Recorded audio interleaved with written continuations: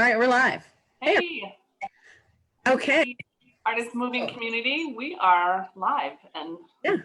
what are we going to talk about today? Yeah, so we're back. This is our podcast, and we're live on Facebook to kind of just keep going with this conversation we've been having actually since January of this year. Mhm. And Lisa and I have been chatting about how important self-care is right now. Self-care is always important, but if you think about the world we're living in, we're on over 9 months of a pandemic, and that's just one of the major things that's been going on in our world. So we just thought we wanted to talk to you today about why you should stop right now and just take an art break. That's what we're going to talk about. We're going to tell you why you should do it, why it's so important. Well, you were talking about it before that, and you should highlight that we're on screens. Everybody's on a screen. Your kids are, if you want to talk about that, I thought that was well put. Yeah, so most people, not everybody, is experiencing school through a screen right now. That when adults need to kind of consider this as well, because a lot of adults are working from home through a screen as well, when they weren't used to doing that before. And even people who were used to doing it before should listen up. When you're in front of a screen all day, or anytime you're in front of a screen, what you're not doing is allowing yourself to process your emotions. A screen doesn't really allow you to do that. It could allow you, like Zoom, like this could possibly, you could argue, could allow you to do that. Every time I have a chat with Lisa, I leave feeling as though I took 10 giant deep breaths. So it is possible. But I guess what I mean is when you're working through a screen or you're being taught through a screen and you're kind of absorbing and you're not interacting with that screen, it doesn't give you a chance to process your emotions. And I think it's really important to process your emotions. That's what Lisa and I are all about. And that's why we want everyone to take an art break. That would be the main reason, I think, to take an art break, is to process emotions. Yeah, and I think what you're saying is also we have to process the emotions of what we're going through now with COVID. Like you said, it was 9 months. There's a lot of grief out there, and I don't think we can even comprehend how many people have lost their lives to this in America and around the world. It's a big one. And then also with being sheltered in place right now in Los Angeles, we are in total, pretty much almost lockdown, only for essentials. So it's really a time to start the practice of making art a daily practice. And yeah. So if you start now, right, a great way to start your new year. If you started just taking an art break and like worked your way towards a daily practice, then January 2021, you could just dive in and make art part of your daily life. And then, I mean, give it 30 days and I bet you'll want to do it the rest of the year. And I have an idea. So I just said we're dealing with a lot of grief and we need to let a lot of stuff go. So maybe make some art around letting go of things. You know what I mean? And then kind of just letting go, purging 2020 because it's been a mad year, really. Yeah.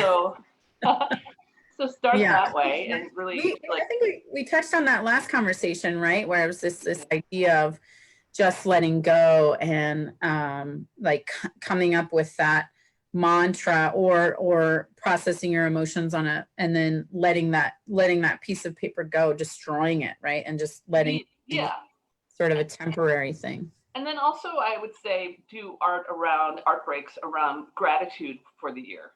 You know what I mean? Kind of like I do this every year. At the end of the year, I think most people do. They kind of do a review of the year. And then for me, take art breaks that envision a better future. We want 2021 to be amazing, right? We want it to be healing and better than 2020. Right. Yeah, I think so. I mean, what if someone's right here, right now, listening to us, and they're just like, but look, I don't have any time. Like, I already feel like my life is like like I'm constantly running around 50 miles per hour trying to get everything done. I feel like my arm is stretched out to here while my leg is stretched out the other direction. You know, my time is very limited. Why should I even bother with this art break that you speak of? Well, we know, and studies have shown that the benefits are they're amazing. You will reap the benefits. It's almost like especially now with the pandemic, you got to take care of your body in more ways. You got to eat healthier. You got to do exercise. You got to get nature. And number five is you got to do some art. You got to take time. It's just like we always talk about. It's part of how do you keep yourself well? And I think what we're really living to, how do you keep yourself mentally well? Mm-hmm. And art really is a tool to keep you sane. Yeah, right. I think I would agree. I really think that it's like you were talking about a balanced diet, and I just was thinking that it's like art kind of is that thing that helps you keep your plate balanced, right? If you think of your life, right? If you, I'm a baker. So if you put your life in a pie, right? And you have like my family, my job, blah, blah, blah. And then you have like yourself, like maybe a little bit of that slice of pie, right? Is self-care. It's taking care of yourself. Because we all know when we get down to it, if you're not taking care of yourself, there's no way you can take care of anyone else. And you're not going to be as productive at work or at home or as great a parent as you want to be. And so the root of it all is really taking care of yourself. And Lisa and I are here to pitch the idea of that one of the ways you can take care of yourself. It's not the end all be all answer, but it's a really important one. Along with all those other things that you're doing on a daily basis to take care of yourself, like eat right and exercise, is to take an art break. And we're not saying that you have to, do it for 30 minutes, like your cardio. You can do it for 5 minutes on a daily basis. You need to find just a niche of 5 minutes every day to walk away from this screen that we're talking to you on right now. And if you can, go outside. If you can't, then find a cozy spot in your house and take an art break. And it could be as easy as a piece of paper and a pen, and just doodle for 5 minutes every day, and do that for a week and see how you feel after taking an art break for 5 minutes every day for a week. Yeah, and I saw this idea online. It's a sketch or doodle, an art break, and an idea or an observation. So you don't have to, you know what I mean? You could sketch an idea, like if you have an idea about something that you want more time. But I think the more time thing for me is it's about energy, right? A lot of people, like you said, are stretched so far, but it's really about the energy, because you have the time. It's there somewhere, right? But you don't. This is me projecting. You don't have the energy. And what we're suggesting is, right? We're suggesting is once you take that time to take an art break, to go off the screen, take some time just for you, you'll have more energy. It's kind of like does that make sense, right? Yeah, no, that totally makes sense. I think that I view that's how I view like a yoga practice. My yoga practice is that I have to, I have the same conversation with myself on a daily basis is you need to go do your yoga. It's what helps you breathe, right? Yoga really helps me breathe. And then I have this argument with myself. Well, I don't have time. I got to do the dishes. I got to fold laundry. And on the days I convince myself to take my yoga break, I would never regret it, let's say. Yeah. And I would argue you will never regret taking an art break. It won't be, you do, like, because I'm hearing all these other people we've encountered in our careers being like, but I can't draw, and I'll judge myself and I'll feel terrible about it. And I'll just say again, like, it might take, like, don't draw then. If that's what, if you're like, okay, then I'm going to sketch. And then after 5 minutes, you feel horrible, then rip it apart. and then don't draw the next day. You know, you're going to learn about yourself, and yeah, there's going to be uncomfortable parts about it, because that's what art does. Art helps you get to know yourself. And some parts of ourself we've been denying ourselves access to for a really long time. But the more art breaks you take, the more comfortable you'll be with being uncomfortable, and you'll work through it. And if drawing isn't the art break for you, drawing was definitely not the art break for me.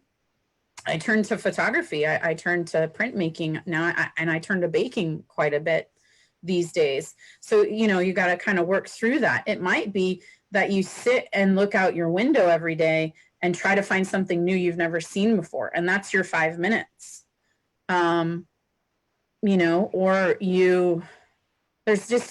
or you pick a different spot in your house to sit in every day for 5 minutes and try to look at a room from a place you've never seen it before, from an angle you've never seen it before. You don't have to even use your hands. You can just use your eyes.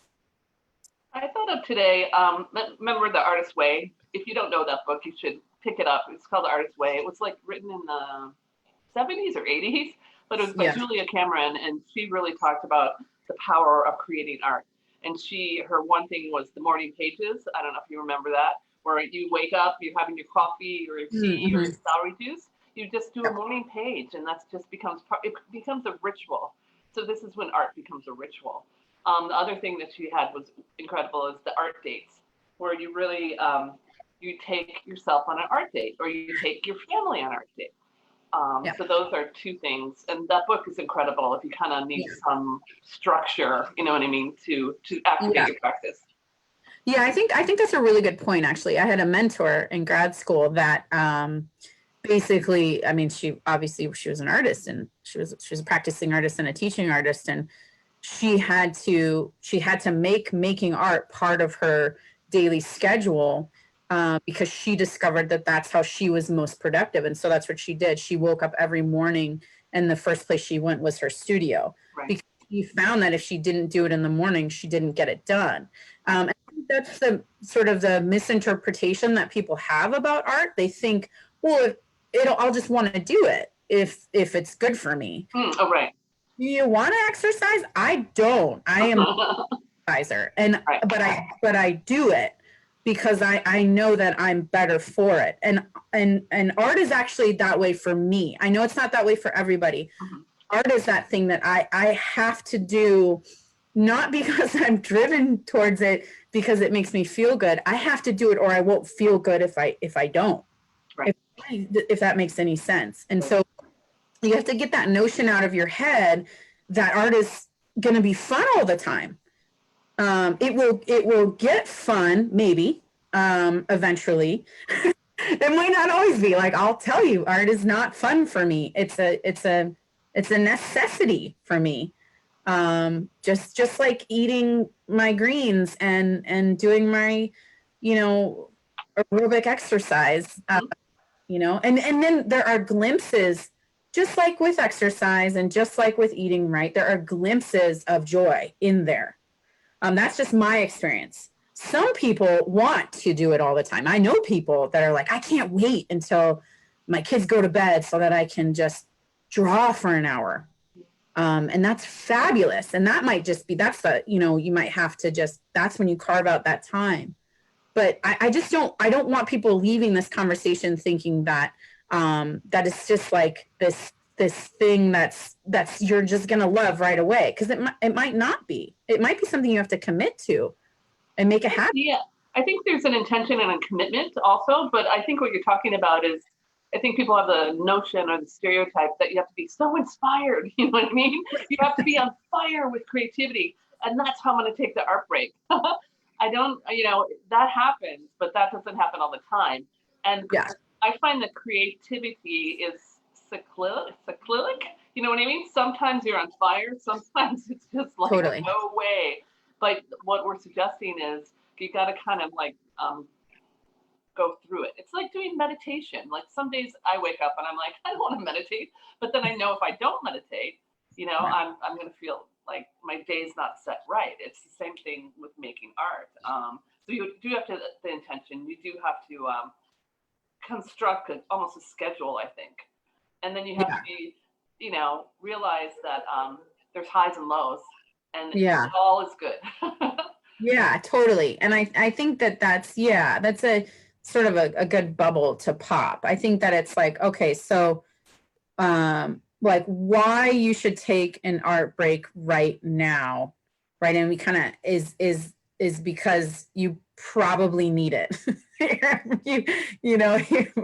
You probably, okay, the answer is because you won't be worse off if you do, right? Like if you just left this conversation, you're like, all right, thanks, Lisa and Lauren, and you went to stare out a window, set a timer for 5 minutes, and pick a color and look for that color for 5 minutes. Or if you are someone who likes to sketch, then sketch what you see out your window. If you're a photographer, then photograph it and do it for 5 minutes, the very least 5 minutes, right? So do that. If you did that right now, I can like 99.9% guarantee that you'll feel better having done it.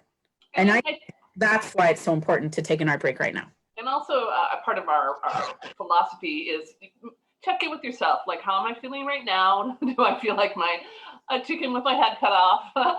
Or, you know what I mean? And then you kind of write it down. You can even write it on back of paper or whatever.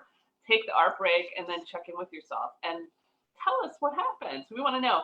I want to share this. NPR had a really good article, Making Art is Good for Your Health. Here's How to Start a Habit. It's by Malika Garib, but she has some great ideas. We'll have this article below the podcast. Yeah, but let's the one link it. is, number one is you don't need to be an artist with a capital A. Love it. Right? You agree. Figure out your mode of expression. So what do you like? What do you want to learn? Or what interests you?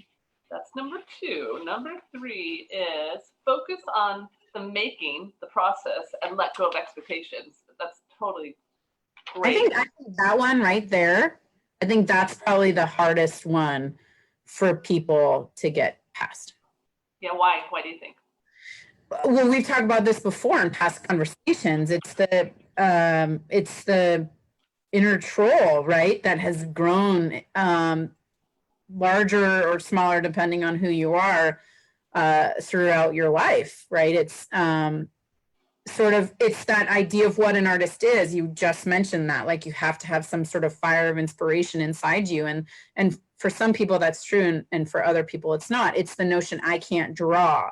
And then you stop right there, right? It's just like, I can't draw, so I can't do this. And you and I are here to be like, you don't have to draw. I think that's the toughest one for people to get past. I agree with you. And I think you have to be gentle with yourself.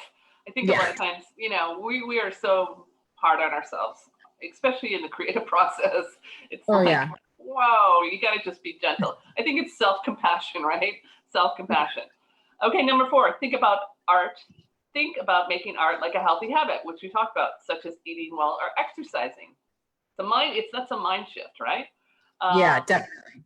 Number five, ride those waves of emotions. We just talked about that. And yeah, totally. Get yourself in the mood. Yeah, that sounds like a perfect article. I feel like that we should be chatting with that person right now, because they're definitely, that's all of that is kind of how you do it, and kind of hits on the why. I mean, I think that, I do think the why is probably the most important thing, because maybe that's what'll keep you coming back to it, right? Like you said, when you wake up and you're like, I don't want to meditate, and then you remember why you meditate, right? I do that when I'm like, I don't want to take this art break, and then you go back to the why. So I think the why is really important, and I think the why is extra important right now, because art is a easier way than you think to reduce stress and anxiety. And even if you're the person, when you hear the word art, you get stressed and feel anxious, we're here to tell you that there is an art out there for you.